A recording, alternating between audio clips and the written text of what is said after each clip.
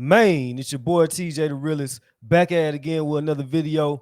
I'm on my lunch break right now in between classes. Y'all know I'm back in school full time, so I ain't really had time to put out content like that. But I really wanted to make this video, and shout out to Steve Knight, one of my favorite content creators. This is a topic that I've been wanting to speak on, but the way he broke it down is just phenomenal. I don't want to pause it too much, but I do want to give my perspective on what he's saying. But with no further ado, I'm gonna let Steve Knight take over. Right.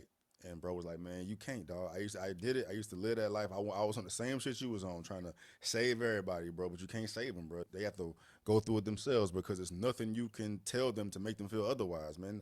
And I put myself in them shoes too, like how I was back then. There was nothing anybody could have told me or shown me to make me break from the perspective that I had, right? Because I was years and years and years of brainwashing and indoctrination, and I didn't like using them words, bro, because that might trigger y'all. 'Cause I'm not trying to trigger the people that I'm trying to talk to, man. But like growing up in a Democratic family, more liberal family, more victim mindset family, but that may trigger y'all, man. But what it is, I can't think of any other fucking words outside of what it actually is, man. But like I grew up in that, man. You know what I'm saying? Looking at Republicans a certain way, looking at white people a certain way. You know what I'm saying? Always thinking somebody out to get you, always thinking brothers is down or whatever. I lived that fucking life, man. And I did too. I grew up that way too. You know what I mean? It was just straight MSNBC, no Fox, no nothing like that. Everything was from a democratic perspective, right? And like I was raised, in which I'm thankful for my father. You know what I mean? But I was raised to look at white people a certain way. You know, I never looked at white people as a threat, but we looked at them as like competition, or like they could get in your way, and they're gonna hold you back because deep down they don't like you. Like that was a vast majority of my family thinks that way. And I grew up like that, just seeing that and witnessing that. Like, man, we never could get another perspective. It was always one-sided, right? And if you thought any different, you were demonized, right? Or you were looked at as whitewashed, or oh, you different, you weird, and all that. So, like I said, I'm not trying to pause it too much, but I do want to touch on these points because we are raised like that, and it could be very unintentional. You know what I mean? But at the end of the day, it's generational, and most black people are raised with democratic values, and you look at white people with a certain perspective. Like, you are against me. I know you don't like me. You're not for my people. You will never be for my people. I got to be 10 times better than you. Like, that's just how we are raised for the most part, right? And we have to be accountable for a lot of things that we do. And we also got to realize that white people did help us along the way. You had ones that were against us, but you also had ones that were for us. But we don't want to speak on that. And then when you going through it, submerged in it, like you born into, it's like a religion. I mean, it is a religion, bro. That perspective is a religion, dog. There's nothing anybody can tell you to remove you from it because you've identified that. You've identified with, the black struggle and what we went through back in the day. And it just poured into you like, Jim Crow and slavery and 400 years and reparations and MLK and civil rights and all this, man. It's like you're programmed to wear this stuff like it's armor, like badges of honor. But in the meantime, it's like you're me and hell, the majority of my close ones have not gone through anything remotely close to what our ancestors has gone through, bro. But we wear it, we live it, we learn it, we're submerged into it, so it's impossible to pull you out. And there's no way you can talk somebody out of that. And I remember talking to this person. He's like, man, there's nothing you can tell them. It's like talking to a wall, and it is, but it bothers the hell out of me. But knowing that fact now, because that's really what is keeping everybody down. That's what's keeping the entire black community down is that mindset, that perspective, because we still live under that cap, under that box. You know what I mean? And there's nothing anybody can tell us, show us, do to us to make us think otherwise. And that's the bad part. When I realized that, because when I was younger and I was doing YouTube at like 14, 15 years old, I used to try to be like that. like a savior. Like I wanted to like save the black community. I wanted to put out different perspectives as a young high school student. And but when I realized that it's a choice to be stupid. And I say that like because you could forgive ignorance, right? Ignorance can be forgiven, but stupidity is a choice. So when you choose to not get the information, when you choose to be stuck in a box, you're just fucking stupid. You know what I'm saying? Excuse my language, but that's when I realized that many of y'all cannot be helped because y'all don't want to be helped. You have to want to be helped. You know, you have to want to know the truth. You have to want the information. But when you choose to not get the information because you're stuck in your ways, it's nothing we could do with you. And we just had to peacefully write you off. We got to write you off and leave you alone because you're stupid. You're choosing to be stupid. You know what I'm saying? And like I gave up on that. Some of y'all may be curious about my journey, how I got to where I am right now. That's a whole different video, but I've said it countless times. It was YouTube and just the flooding of different perspectives and ideas and people I've talked to that broke that barrier down for me, so I could actually look at the world for what it is. And once I got out, man, I was so embarrassed about how I used to be. You know what I'm saying? How weak I looked, bruh. Talking to homies, like people that aren't black, that would never confront me about how weak I looked to them when I was living in that black box. But now that I'm out and I've talked to people that are aware of what's going on and how this whole mind state is keeping the black community down, that they're victim to, that they fail to see beyond. And he's like, man, I've talked to a handful of people. It's like, bro, like you way too smart. You got too much to offer. Like, why would you allow something like that to hold you down? But and I'm thinking about how it was back then. Like, I would never even entertain a conversation like that, bro, because I'd have too much pride and ego about what I believe my struggle to be. Like, what the fuck you talking to me about that? Like, you can't talk to me about my struggle. You can't talk to me about what it is to being black. But they really can because they knew what I was capable of. They knew what was holding me back. You know what I mean? They knew I was a victim to propaganda and the culture and things of that nature, man. But if you're not even able to talk to others about things, period, then how can you ever grow? How could you ever progress? And that is what's keeping a lot of us held down, man. Yeah, that's the main thing. You can't talk to them. There is no talking to them. And I say this with all due respect, nothing against the special needs community, nothing against that. But I do look at it as a form of mental illness. Like when you try to talk to somebody and they just can't process it, like they just completely lose their mind or they're just not capable of understanding. That is a form of mental illness.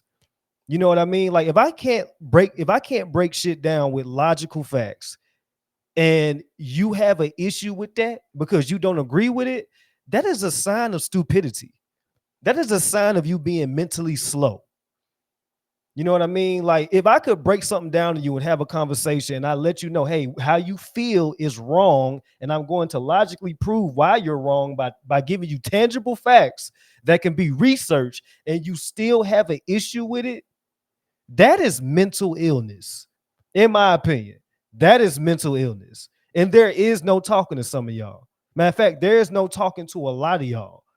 Because all you're going to do is throw insults, shame, guilt trip. Oh, you're whitewashed, you're a coon, your Uncle Tom. But I'm trying to have a logical conversation with you, yet you can't maintain that.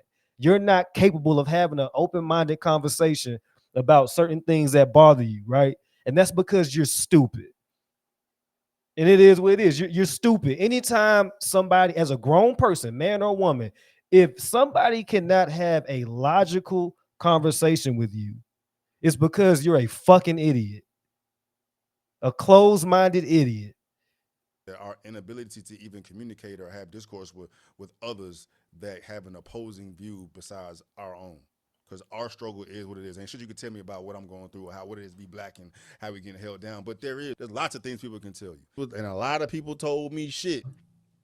Did my own research, had my own journey, and this is still a journey that I'm still having to this day. You know what I'm saying? But I just I wish everyone that's black would be just open to it.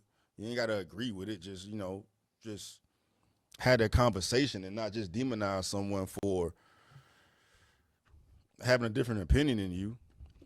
You know what I mean? Because ironically enough, People call me especially a sellout, bro. Like it's ironic, bro, because if anybody's selling out, it's the ones that's attacking me, because y'all are selling the community out to remain standstill. If anything is outside of y'all's realm of thinking, if anything is outside of what you believe to be right, you demonize, you attack, and that cuts your legs from up under you. You can't grow. You can't see outside yourself. But when you're able to have a conversation with someone that has an opposing perspective than you, a different perspective than you, bro, you begin to lift the ceiling off of, I call it the black struggle box. That's what I call it, bro. The black struggle box. Once you break all this shit down and see how much we are all alike, regardless of skin tone, regardless of demographic, regardless of geographic location, man, it changes the whole fucking world, man. It changes the whole fucking world, dog. But that's not the case. That's not the case. We got to put race on everything. We got to put race on everything. I'll tell you, this is what really gets on my nerves, bro. Especially with this whole Kirk situation. I've heard this so many times, bro. I've been called a sellout so many times because I've been covering the Kirk situation so much, bro. And people just make this assumption in their mind that, I'm covering Kirk, I'm selling out. I'm just trying to get the white views, get the white money, selling out my own people. That's what they told me on Facebook, because I covered the situation too on Facebook, and like I lost like 5 or 6 friends, which I don't consider them friends. They're just associates or people that I got on Facebook.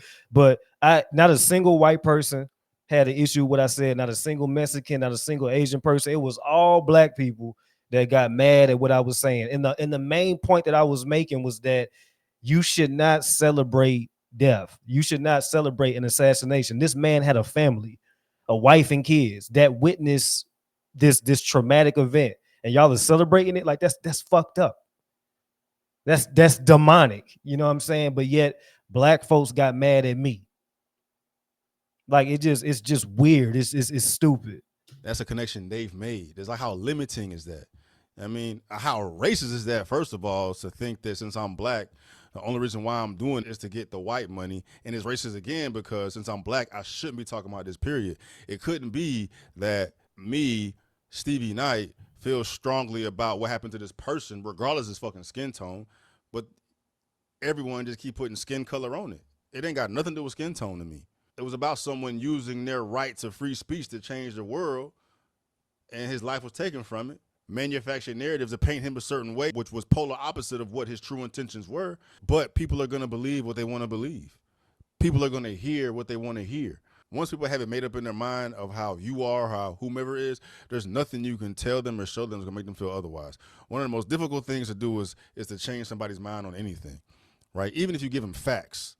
Give them facts to change their mind, bro. But them facts ain't facting because I feel strongly about whatever this is, bro. Which also is an indication of stupidity, right? Low intelligence, where you are given information that contradicts your information, which should make you feel differently, man. But when you so emotionally attached to this, regardless of what anybody says, it don't matter. That's what we see every day with the whole Kirk situation, man. You yourself can go and do the research and pull up videos in their entire context and have every gripe that you had with Kirk debunked, whether he's And racist. that's the crazy part. They have the ability to look up this man. Y'all could look up for yourselves and watch his videos, watch his debates. Y'all could do your own research. Yet y'all refuse to do it. That makes you a fucking clown. That you're stupid. You are stupid. Right? Y'all just gonna take the short clips and all the narratives besides going on YouTube or going anywhere and do your own research on this man. Watch videos in its entirety. You're not gonna do that. You're not gonna do that, but you would rather go with a narrative that's given to you depending on what side of the spectrum they're on, right? But you can't be an adult with a brain and do your own research and develop your own opinion. That makes you a fucking clown. Transphobic, Nazi, all this, bro. The information's out there. You got to just do the research. But, people that have been duped to believe these manufactured narratives. And then once them dots are connected, bro, and you feel that this man's this way, there's nothing anybody can tell you about him. There's nothing I can tell any of y'all about me that's going to make y'all feel differently about me. I'm just bringing this up as my issue with the black community specifically, right? Because this is holding us all down. right? Like I wish I could give this mind state to everybody. Just have them entertain it, bro. It's world changing. It's world shifting, man. Before I'm just going through life with my ankles shackled and my hands cuffed behind my back, thinking that I'm winning. You know what I mean? But lifting that cap off and really seeing what's available to me in the world, from talking to people with different perspectives, opposing perspectives, you know what I'm saying, doing my fucking research and shit, I'm able to fucking have a Usain Bolt stride out here now with life, man. Get to where I want to get quicker and faster, not have anything in my way, because I'm not so obsessed with race and think race is holding me down. Even where race is technically holding anyone down, bro. Life is hard, man. Right? And you know, people don't like hearing me say that. Life is hard, bro, but I'm a realist at the end of the day. I'm a realist at the end of the day, man. And you can only control what you can control, right? If I can't control it, then I'm not worried about it. You know what I'm saying? 2025, there's no excuse for anybody, for that matter, to be out here bitching and moaning about anything, right? We could make systems better, make them more efficient, make them smoother, or whatnot, but ain't nothing out here worse to fuss. The ironic thing about it is that the grand scheme of things, the biggest thing holding black folks back is black folks. I don't care what white privilege you bring up or what systemic racism you can bring up, man. But don't nothing compare to how the black community holds the black community down. That's the part they don't want to hear. That part right there is triggering. If you say that to a group of black folks, you're bound to get into an argument, right? Because you're gonna have a lot of them that want to point the finger at white people, right? But if you look at reality, if you live in reality, real life, go outside and touch the fucking grass. This is a true statement. We are the main ones holding each other back. We do the most violent shit to each other. We're the most envious of each other. This is reality. You know what I'm saying? And the difference between certain black people and other black people, some of us accept reality, others don't. And that's where the line is drawn. That's exemplified through what I've been talking about this whole time, because the black folks are holding black folks down by keeping themselves in this little black box, right? When all I'm saying is just have the conversation, right? Just consider the conversation. You know what I mean? Just remove your heart from it for a minute and just have a conversation. Just be open to the conversation. Nobody asking you to change your mind, just asking you to listen, right? Not demonize, try not to be triggered by things that you are triggered by emotionally, man. That's it. That's it. That is the solution to the issues that we have as a community. Let's just sit down and have a fucking conversation without getting triggered, without getting mad, without fighting, without being stupid. Can we just sit down and have a formal, logical conversation about the issues in the community, and can we come to an agreement? Or even if we don't agree, can we just have a peaceful conversation and see each other's perspectives? That's all we got to do. But like I said, you got that sector that just refused to grow the fuck up. And then you got that other sector that we just have to accept the fact that they won't grow the fuck up. And we got to leave them alone. Simple as that. Because it's a choice. Stupidity is a choice. Ignorance can be forgiven, but stupidity is a choice. It's your boy TJ the Realist. Shout out to Stevie Knight. I'm gonna put the link to the full video in my comment section. So y'all check out Stevie Knight. Thank y'all for watching. Like, subscribe. New videos coming soon.